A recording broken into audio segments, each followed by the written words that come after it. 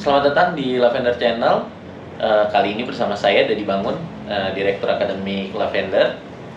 Kali ini kita akan coba ngebahas pemaparan Panitia LTMPT mengenai hasil UTBK 2022. Apa sih fungsinya? Mau tahu? Tonton lebih lanjut, oke?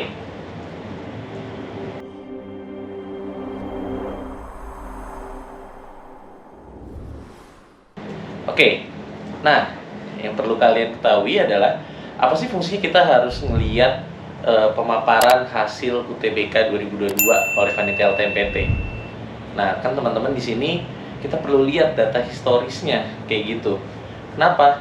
Itu untuk mapping atau pemetaan buat kita nanti sebelum berperang. Tentunya kan adik-adik di sini juga kan pasti akan ikut ujian UTBK gitu ya. Jadi kita bisa tahu nih kira-kira change-nya tuh berapa banyak sih. Seperti yang kita ketahui, kalau untuk jumlah peserta ini sendiri untuk di tahun 2022 terjadi peningkatan dari yang sebelumnya di tahun 2021 itu di angka 770.000, di 2022 itu mencapai 800.000 untuk jumlah peserta UTBK-nya. Bisa kebayang nggak tuh? Berarti terjadi peningkatan berapa? Peningkatannya tuh sampai dengan 30.000 dibanding tahun sebelumnya. Nah, ini perlu jadi catatan buat adik-adik sekalian. Kenapa? Karena untuk peserta yang bisa mengikuti UTBK itu adalah 3 angkatan terakhir. Jadi kalau untuk yang tahun 2023 berarti nanti kalian akan bersaing dengan angkatan 2022 dan 2021. Nah, kalau kita lihat kemarin di 2022 saja sudah menyentuh 800.000 peserta nih. Berarti kebayang nggak nih peta persaingan adik-adik sekalian di tahun 2023? Pasti lebih ketat lagi gitu ya. Seperti kita ketahui kalau jumlah yang hadir untuk hadir tes itu di angka 730.000 untuk 2021. Tapi kalau untuk di 2022 itu 750.000. Pengurangan itu terjadi kenapa? Karena biasanya siswa-siswa yang sudah lulus lewat jalur SNMPTN, karena dia sudah lulus, dia tidak bisa mengikuti ujian UTBK SBMPTN. Nah, angka ini yang jadi perhatian buat adik-adik. Berarti pertarungan kalian itu adalah di angka 750.000 itu di 2022. Bisa jadi nanti di tahun 2023 ada kenaikan. Kenaikannya biasanya kalau kita lihat ya, tadi jumlah hadir tesnya aja 730 dengan 720.000 di 2022. Ada kenaikan 20.000. Berarti bisa kita asumsikan saat nanti kalian akan ujian di 2023, kalian bisa sekitar 770.000 atau mungkin 800.000 peserta. Nah, itu perlu dipersiapkan tuh strateginya adik-adik sekalian. Nah, seperti kita lihat nih, kalau berdasarkan dari jumlah per prodi ya, dari Saintek dan Soshum serta campuran, kalau dibagi untuk Sainteknya di tahun 2021 itu di angka 310, sementara di 2022 itu di angka 330.000. Sementara Soshumnya di sini ada perbedaan gitu ya. Justru di 2022 Soshum itu jumlah pesertanya di angka 340.000, sementara di 2021 malah lebih banyak, mencapai 360.000 peserta seperti itu. Bisa jadi tren untuk jurusan Soshum dan Saintek ini tergantung dari tren angkatan ya, jadi memang nggak bisa terlalu diprediksi. Tapi yang perlu jadi perhatian adalah daya tampung ya adik-adik sekalian. Daya tampung di 2022 ini PTN itu memberikan porsi kuota sebesar 222.000 dibandingkan tahun sebelumnya yaitu 190.000. Atau kalau secara persentasenya itu untuk yang diterima di Saintek itu di 24,65%, Soshum 23,29%, sementara untuk yang campuran itu di angka 25,32%. Dan ada yang perlu diketahui oleh adik-adik sekalian, yaitu ada daya tampung yang tidak terpenuhi sebesar 20.000 kursi, 20.596 kursi. Bisa jadi karena kurangnya informasi mengenai PTN tersebut, atau bisa jadi tidak tahu kalau jurusan baru tersebut dibuka. Karena semakin kesini tuh makin banyak jurusan-jurusan baru yang sesuai dengan pekerjaan yang ada di saat ini. Cuma terkadang kita tidak terinformasikan dengan baik, atau kita yang kurang menggali informasinya gitu ya. Sekarang kan dengan era keterbukaan informasi, kalian sebenarnya bisa mencari informasi secara mandiri gitu ya.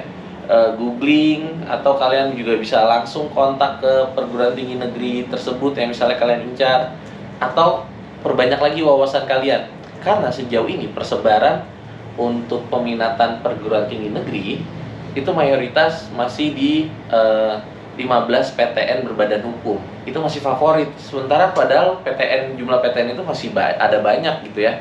Ada sekitar 30-an PTN di setiap provinsinya ada, dan itu peminatnya terkadang masih sepi. Nah, jadi buat teman-teman kalian bisa cek informasi mengenai jalur masuk di perguruan tinggi negeri yang tidak hanya yang kalian minati gitu ya. Jadi kalian coba cari prospek jurusannya yang kira-kira relate dengan dunia kerja sekarang. Karena untuk pekerjaan sekarang banyak juga yang belum ada nih disediakan oleh perguruan tinggi negeri untuk pembelajarannya, seperti itu. Dan itu perlu, contohnya apa ya? Contohnya misalnya ada digital business, biomedik, di mana zaman-zaman sebelumnya itu dulu masih orang-orang hanya tahu tentang teknik mesin, teknik elektro gitu, tapi sekarang sudah lebih khusus. Atau misalnya kalau zaman dulu belajarnya soal bisnis, ya udah di manajemen bisnis, tapi sekarang udah ada bahkan yang spesifik ke bisnis digital. Nah, itu perlu kalian gali gitu ya, kalian cari informasinya sendiri gitu ya. Nah, yang perlu kita cek lagi adalah 10 provinsi asal sekolah peserta yang diterima terbanyak. Kalau kita lihat dari data LTMPT, ada 10 provinsi yang terbanyak. Yang pertama itu di Jawa Timur, di mana peminatnya ada 113.000, diterimanya 23, yang diterima 26.000.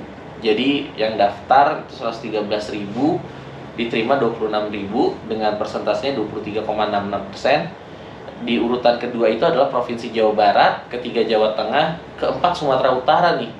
Dan di DKI Jakarta sendiri 51.000 dengan persentase yang diterimanya 18%. Jadi sebenarnya kalau kita lihat untuk yang di Pulau Jawa, persentase diterimanya mereka termasuk unggul karena memang populasinya lebih banyak. Tapi yang perlu jadi perhatian di Sumatera Utara, Sulawesi Selatan itu peminat dan yang diterimanya juga naik seperti itu. Nah, kemudian kita masuk ke bagian untuk peserta dengan nilai tertinggi di bidang saintek ya. Kalau kita lihat tertinggi itu nilai yang diterima di Sekolah Teknik Elektro Informatika Komputasi ITB, Institut Teknologi Bandung. Nilai diterimanya itu 830,98. Jadi dia diterima di STAY ITB dengan nilai 830,98. Ini nilai rataan ya dari 9 subtes yang diujikan, yaitu nilai TPS, Bahasa Inggris, dan TKA ya adik-adik sekalian. Kemudian kalau kita lihat sebenarnya di 10 besar ini hanya STAY ITB yang berbeda untuk prodinya. Sementara yang lainnya prodinya jelas yaitu prodi yang favorit dan rebutan sejuta umat ya, yaitu pendidikan dokter atau kedokteran ya. Dimana yang tertinggi itu adalah Universitas Diponegoro dengan nilai 826,29, dan di ketiganya juga masuk ke Universitas Diponegoro dengan 824. Di urutan keempatnya baru muncul Universitas Gadjah Mada sampai ke 6. Di urutan ketujuhnya Universitas Jenderal Sudirman. Nah, menarik untuk nilai Universitas Indonesia, Airlangga, Pajajaran, ini kemana gitu ya? Di 10 peserta nilai tertinggi dia tidak muncul. Tapi kalau nanti kita lihat berdasarkan dengan rata-rata nilai saintek, nah di sini muncul Universitas Indonesia itu muncul melejit dengan nilai rata-rata 665,86. Ini rata-rata yang semua prodi sainteknya ya. Nah, jadi berarti jadi ada pertanyaan gitu ya. Ternyata apa? Kalau kita bisa lihat, ternyata banyak sebenarnya ketakutan dari peserta UTBK untuk misalnya memilih kedokteran di UI. Padahal kalau berdasarkan data gitu ya, 800 ini tuh nilai aman sebenarnya untuk masuk jurusan apapun gitu ya, itu termasuk nilai yang aman. Tapi kenapa anehnya tidak muncul di Universitas Indonesia ataupun di Universitas Airlangga? Bisa jadi itu adalah karena kehati-hatian dari para peserta ujian UTBK gitu ya. Jadi sebelum masuk ke memilih gitu ya, karena mungkin biasanya sudah punya nilai gambaran nilai dari tryout gitu ya, baik itu tryout di beberapa bimbingan atau bisa juga tryout nanti di bimbel Lavender gitu ya.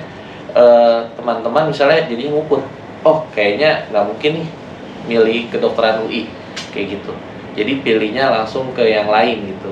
Seperti yang kita lihat tadi, langsung milih Universitas Diponegoro, Universitas Gadjah Mada, dan Sudirman. Itu nilainya tinggi ya, 800. Tapi sebenarnya kalau secara rata-rata, tetap ternyata rata-rata tertinggi itu adalah ketika ingin masuk ke Universitas Indonesia, kedua ITB, ketiga Gadjah Mada, dan keempat UNAIR, kelima ITS, keenam Undip, 11 Maret, 7 Pajajaran 8, dan yang menarik adalah UPN Veteran Jakarta di peringkat 9 dan IPB masuk di peringkat 10 secara rata-rata. Seperti itu ya. Bisa jadi kenapa banyak yang kenapa di Universitas Indonesia itu 665. Bisa jadi setiap prodi yang siswa yang diterima di prodi Sainteknya Universitas Indonesia itu sebenarnya secara rata-rata ya nilainya tinggi. Cuman memang tidak tinggi sekali dalam artian seperti yang tadi ditampilkan di nilai peserta ya. Jadi nggak yang tinggi sampai 800, tapi dia rata di setiap jurusan. Ternyata untuk masuk Universitas Indonesia 665. Tapi kalau berdasarkan data yang kami peroleh gitu ya, rata-rata anak-anak itu memang di angka 680-an untuk per jurusan. Tapi kalau untuk kedokterannya memang lebih aman di 700. Nah, ini bisa jadi patokan nih buat teman-teman, terutama teman-teman yang memang mengincar jurusan-jurusan favorit gitu ya, seperti kedokteran gigi, atau ilmu aktuaria yang saat ini sedang jadi naik daun untuk di Saintek, seperti itu. Dan juga perlu jadi perhatian bagi teman-teman yang ingin memilih Institut Teknologi Bandung. Dan kalian perlu ingat juga Institut Teknologi Bandung itu masih memilih untuk langsung ke sekolahnya dulu ya, atau fakultasnya, bukan ke program studi tujuan. Makanya tadi kalau tadi stay ITB, Sekolah Teknik Elektroinformatika bagi Komputasi, itu nanti dia masih ada saringan lagi sebelum masuk ke program studi yang diminati. Ya, demikian untuk materi yang pemaparan mengenai nilai LTMPT 2022 di program studi Saintek. Ya, jangan lupa like, komen, dan subscribe di channel Bimbel Lavender ya. Jangan lupa aktifkan juga loncengnya supaya ketika muncul video-video baru dan informasi-informasi mengenai PTN yang terupdate buat teman-teman bisa langsung muncul di halaman kalian gitu ya, di halaman YouTube kalian. Sampai jumpa semuanya, salam lulus PTN. Bye bye.